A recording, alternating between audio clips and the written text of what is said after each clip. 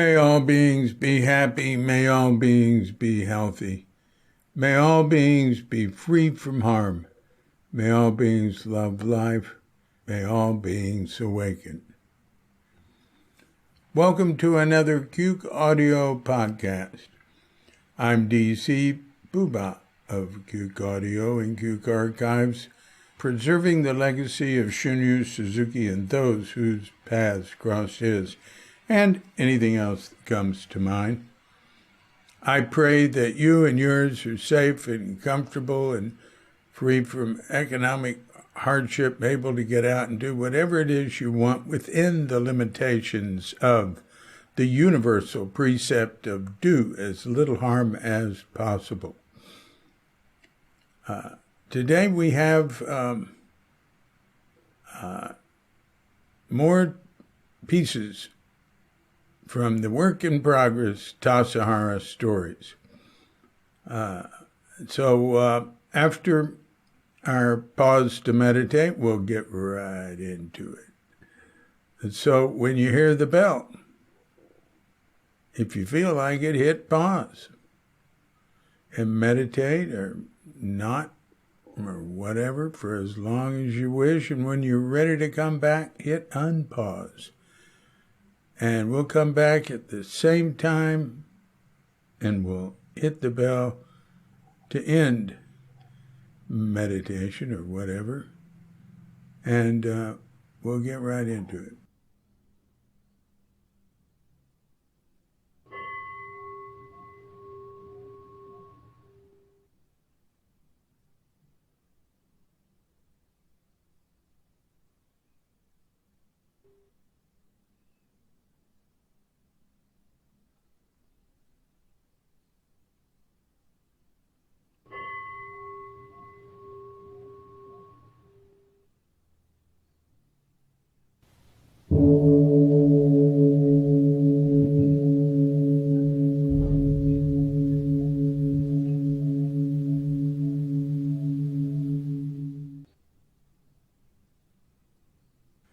Nihongo.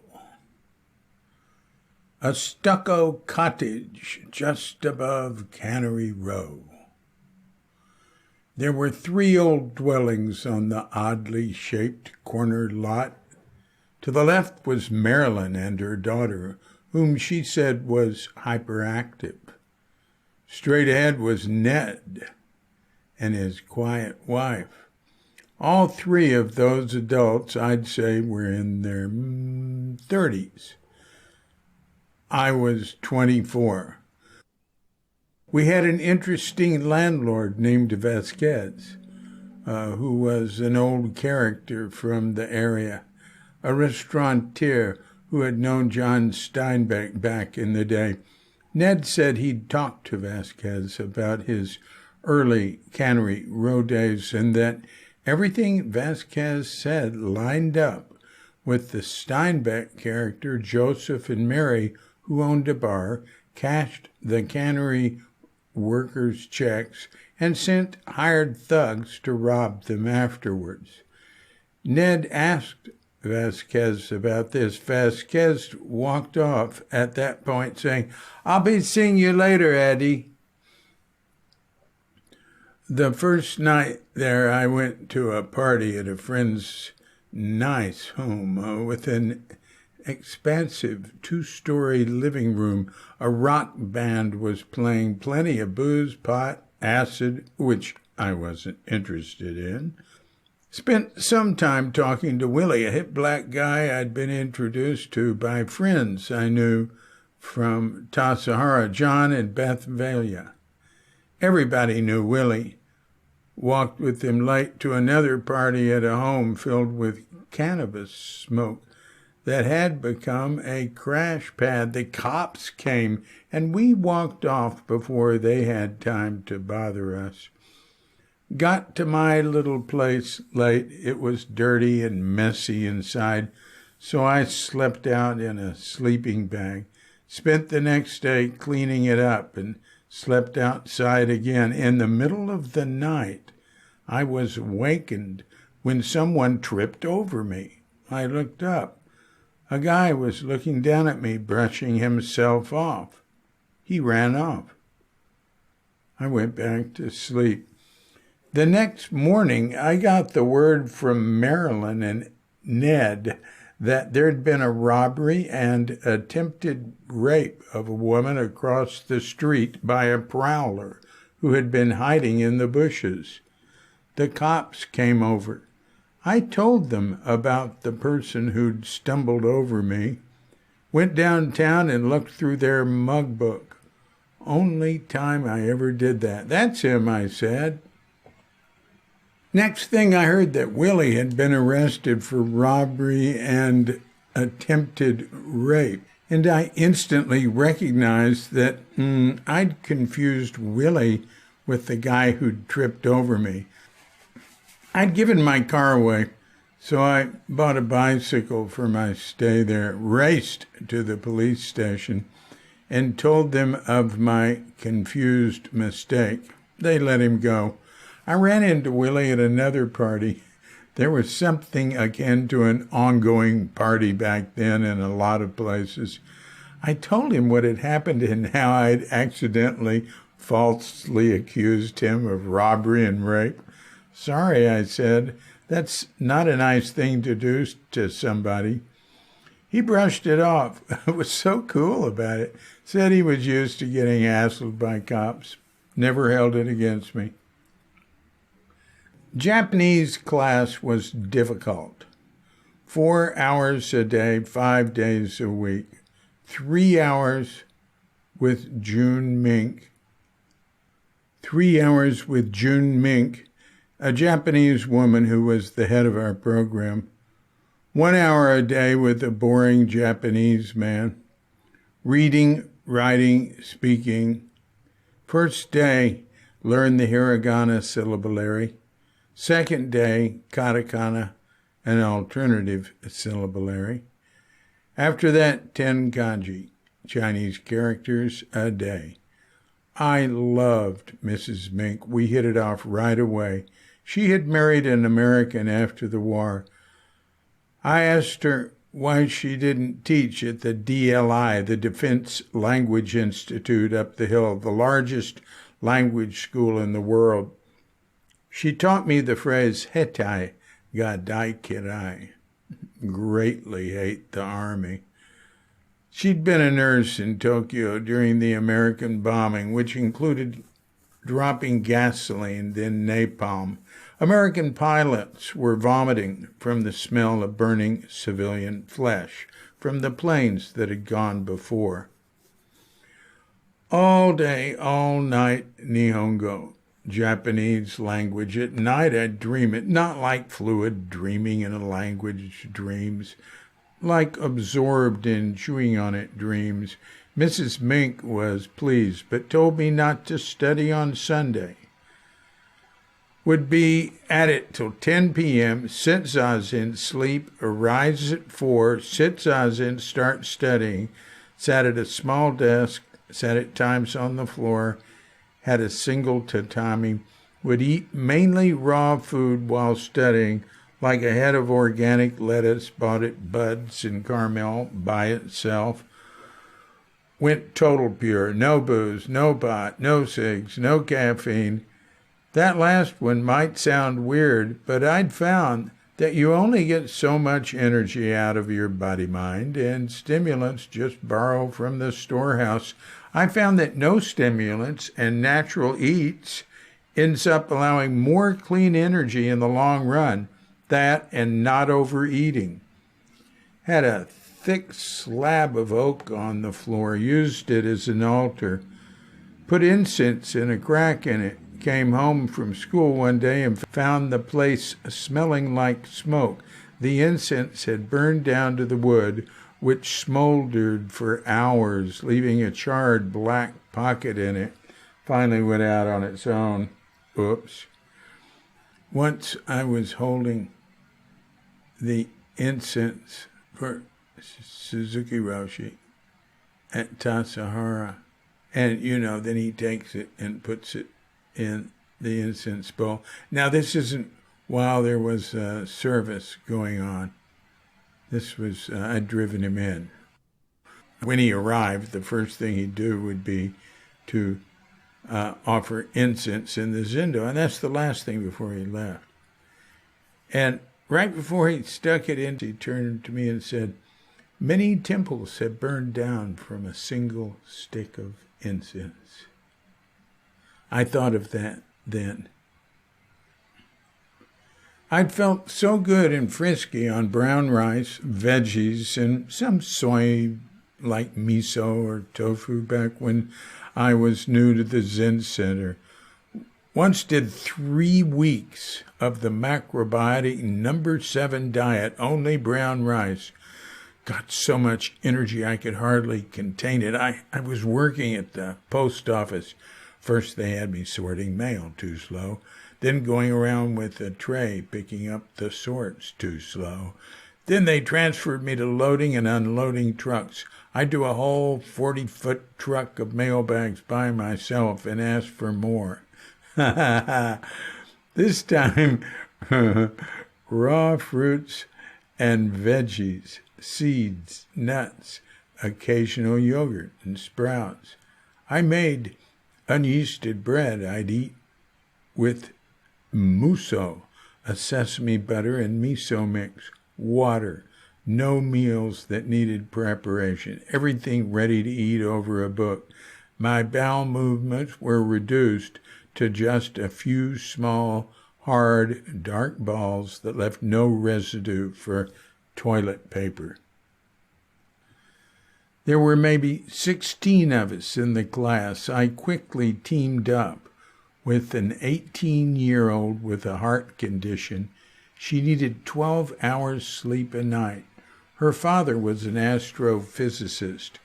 She was super smart, way beyond me. I'd cycle over to her apartment next to the school in the morning and get there an hour before class. She'd have spent an hour or less on material I'd spent at least 4 hours on. And then she'd explain it to me.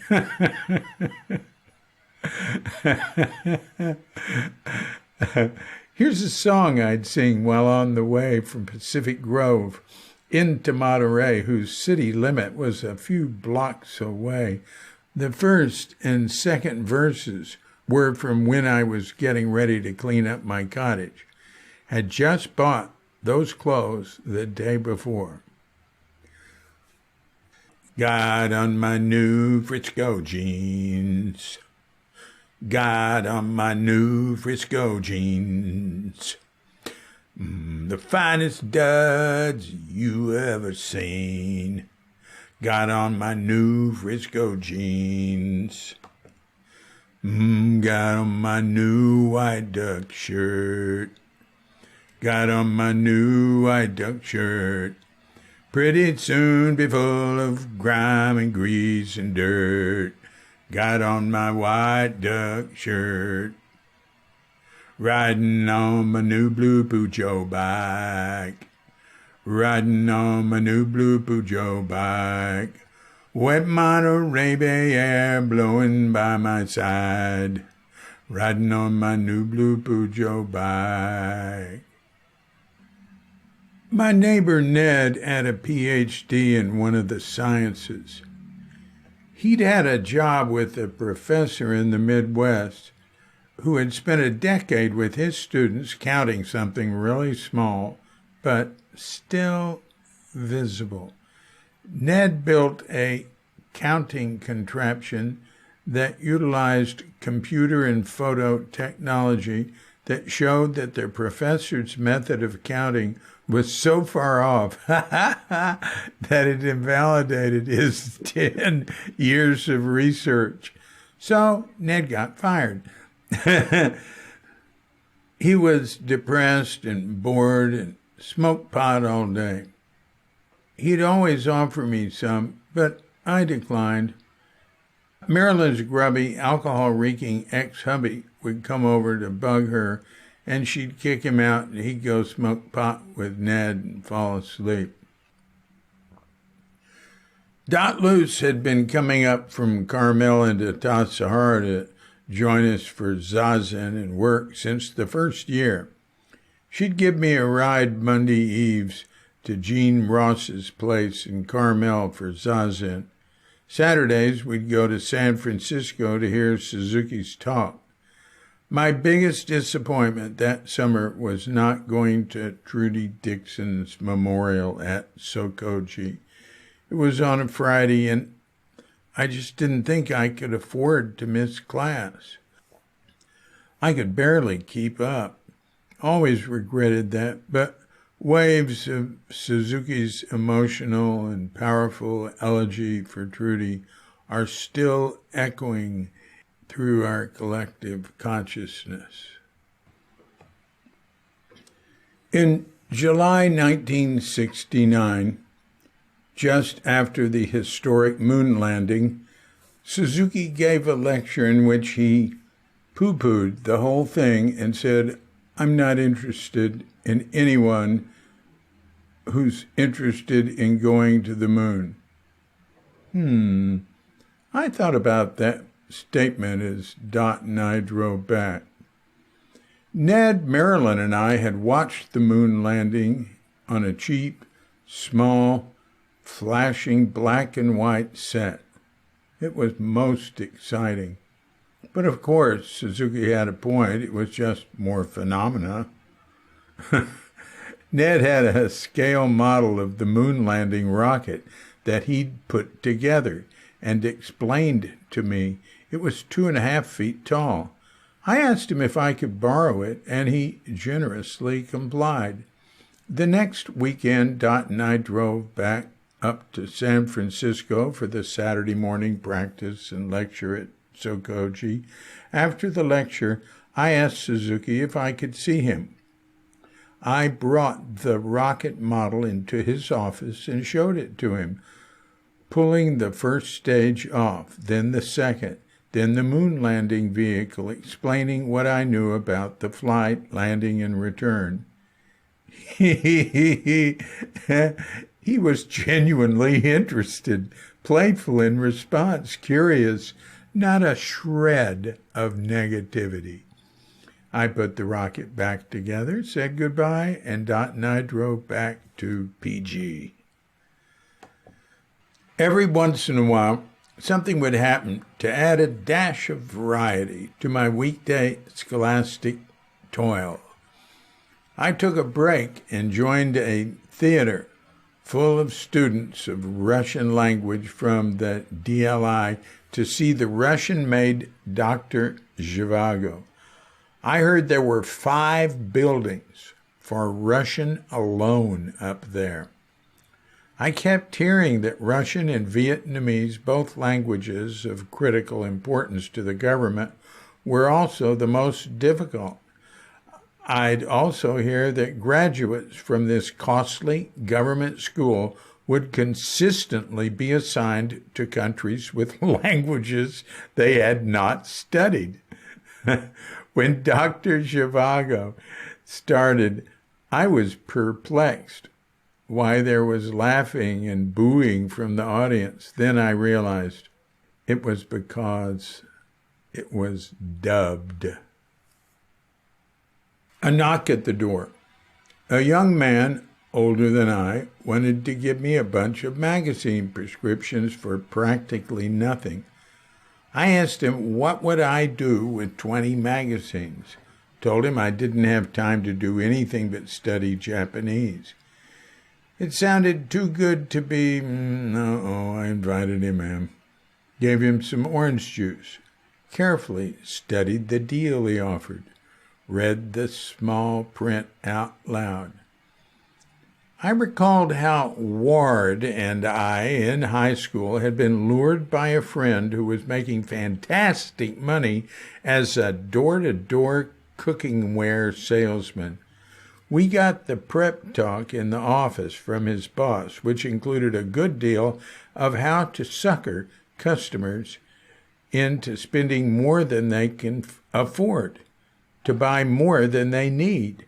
High-quality, stainless steel, copper-bottom frying pans, pots, small and large. Went with our friend to watch him do a sale. It was all based on frightening young housewives and wannabe housewives into thinking that if they don't buy the whole set plus implements, that they'd either lose their husbands through clogged arteries or not get one. Preyed on their insecurity and innocence. Ward and I did not return. I laid into the salesman, telling him I knew he'd be making most his money off of poor young housewives who felt ignorant and were being promised that just having these magazines around would make them and their families, or families to be, smart. And the seeming pennies the magazines would cost would eventually add up to a sizable chunk every month, taking a costly bite out of their meager budget and be locked in a contract that took effort to get out of, probably targeting Fort Ord Army base and low-cost housing areas. I ranted at my trapped con man about the immorality of what he was doing. One of the magazines he was offering was Look. I happened to have spent time at Tassajara with with the West Coast editor of Look, George Leonard. Got hold of him in his office. He said he wished he could control such things, but it was beyond his reach. He suggested to tell the salesman to practice Aikido, to find the balance of body and mind and spirit, and that compassionate moral conduct would follow. The guy broke down crying and said he had to make money too, and this was the only job he could find. I briefly mentioned the concept of right livelihood, number 5 on the Eightfold Path. On his way out, he told me he'd look right away for another job. The police were back. This time they wanted to know if I'd let them use my place to watch out for Marilyn's ex. She'd gotten a restraining order against him, but he still kept coming. So I'd sit on the floor and let the police sit in 2 chairs at the little desk by the window. They were no trouble. I enjoyed the new experience of studying in the middle of a stakeout. They only did that for 2 days. On the 3rd, her grubby husband was back again, staggering around in front of her house, cursing. He broke into her house. She came home, found him, called the police from my phone. Ned, Marilyn, and I entered her place cautiously. X was totally zonked out on her couch. The police came in. 2 of them and the 3 of us stood looking down on the snoring intruder. A policeman nudged him till he awoke. He looked up at us, slowly surveying each person and rubbing his eyes. He jerked back some when he realized there were police there, raised his right arm, shakingly pointing it at Ned, and gutturally uttered, "Marijuana." He looked at the policeman with a scowl, shaking his head in disapproval. The police were not diverted, cuffed and removed him. Back to the Nihongo.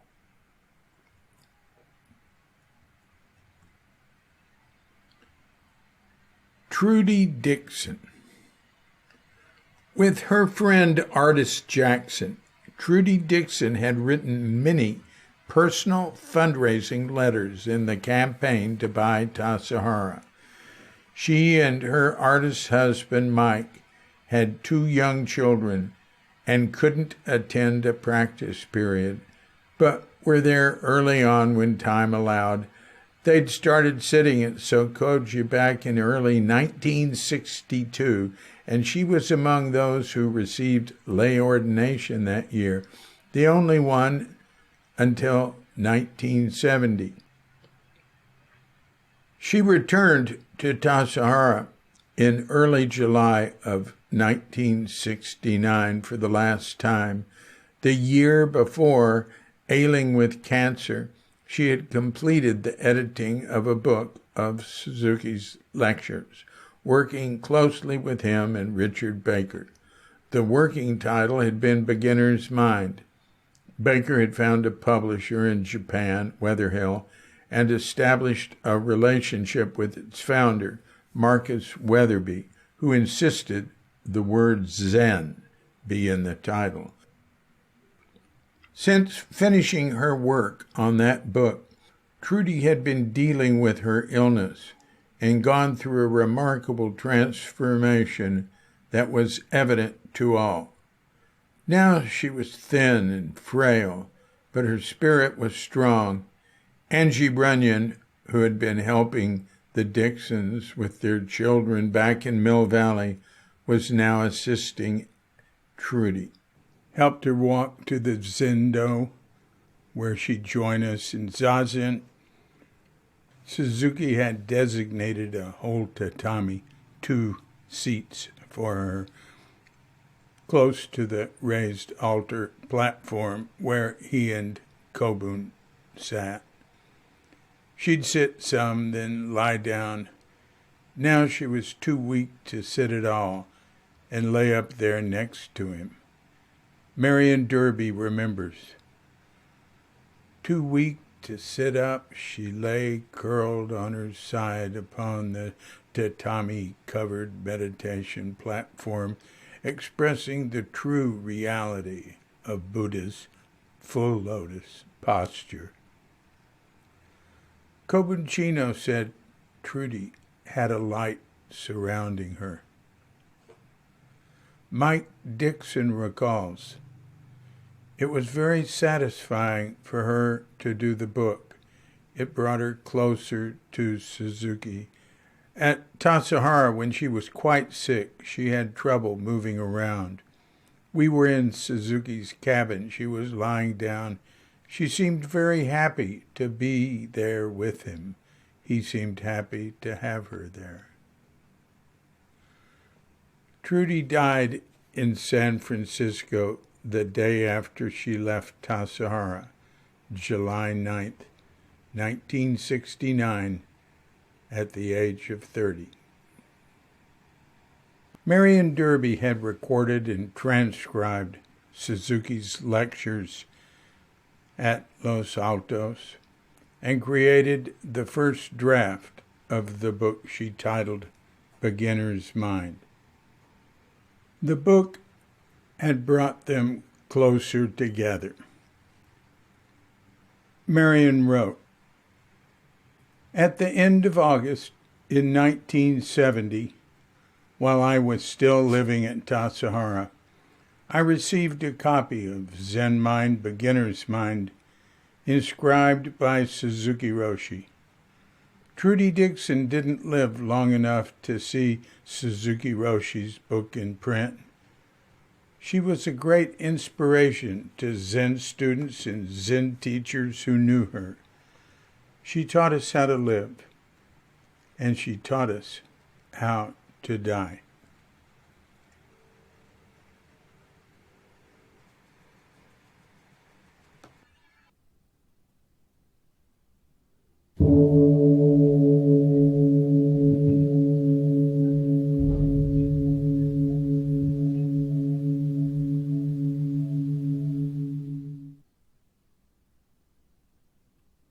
So that's today's Tassajara Stories. You might notice there's very little Tassajara in that, but we'll get back there. So until next time, I'm DC, Poobah of Cuke Audio and Cuke Archives, coming to you from Sleepy Sanur with Doggett, Bandita, Feline, Cuchita, and dear lovely Katrinka.